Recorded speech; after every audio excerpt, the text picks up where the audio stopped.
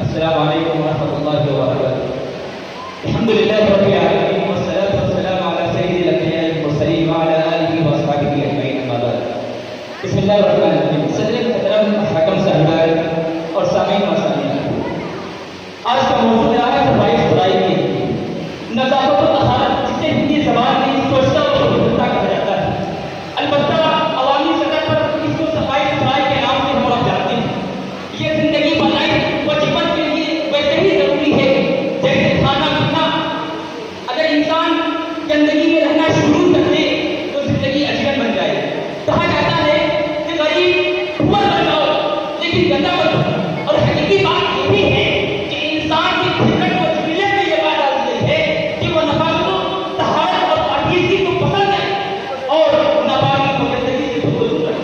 سامعین کرام، صفائی ستھرائی کا تعلق انسان کے انفرادی زندگی سے تعلق ہونے کے ساتھ ساتھ اجتماعی اور سماجی زندگی سے بھی. صفائی ستھرائی انسانی تعلق انسان کے انفرادی زندگی کے ساتھ ساتھ اجتماعی اور سماجی زندگی سے بھی ہے. صفائی کا تعلق انسان کے ظاہر اور باطن سے بھی ہے. دنیا کی سبب سارے مظاہر نے صفائی ستھرائی کے سلسلے میں اپنے ماننے والوں کی خصوصی رہنمائی کی ہے. عالمی سطح پر طرح طرح کے تنظیمیں صفائی ستھرائی کی تحریک سے جڑی ہوئی ہیں. ہمارے ملک ہندوستان کے مرکزی وصوبائی سرکاروں کی طرف سے اس کا پورا کورس کیا جاتا ہے کہ آدمی شہر دیہات کی سڑکیں صاف ستھری ہو، گاؤں کے نالیوں میں کچرا نہ ہو اور پھینکے ہوئے کچرے آبادی سے دور ڈال کر اسے آپ کی نظر کر دیا جائے. میرے بھائیوں، کچرا ہٹاؤ، سوچھ ابھیان، کچرا ہٹاؤ ابھیان اور اس طرح کی ابھیان سے اسکیموں سے اندازہ لگایا جاتا ہے کہ ہماری حکومت اس سلسلے میں کتنی سخت عمل ہے.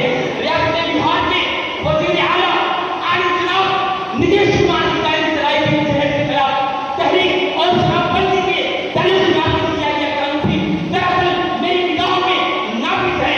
اس طرح سے اچھا ماحول بنانے کے مترادف ہے. میرے بھائیوں، صفائی ستھرائی سبھی مذہبوں اور دھرموں میں صفائی ستھرائی پر زور دیا گیا ہے، لیکن جس طرح سے اسلام نے اس کی طرف لوگوں کی توجہ مبذول کرائی ہے وہ صرف اور صرف اسلام کا ہی مظہر ہے.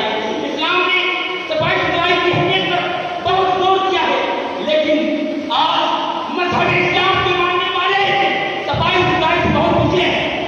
یہ بات مشہور ہے کہ شاید جو محلے گندے ہوتے ہیں وہ محلے مسلم کے محلے ہوتے ہیں. یہاں تک کہ دیہات کی گندگی پٹا ہوتا ہے وہ دراصل مسلم مسلمانوں کی گند کہلاتی ہے. کاش ہم اس خرابی سے اپنے آپ کو دور کر پاتے. معزز حاضرین، چلتے چلتے صفائی ستھرائی سے گئے اس نقطے کی وضاحت بھی اگر کر دوں تو یقیناً یہ جانا ہوگا کہ باطن کی صفائی، دل کی پاکیزگی اور دل کی قدرت اور حسد کینہ کپٹ سے پاک صاف رکھنا اور احترام انسانیت کے جذبے سے سرشار ہو کر انسانی قدروں کی محبت کرنا دراصل اصل حاضر کی ایک اہم ضرورت ہے. سامعین، ہمارا دل مذہبی بنیادوں پر عداوت و دشمنی کی گلاستوں سے بہت حد تک گندا ہو گیا ہے.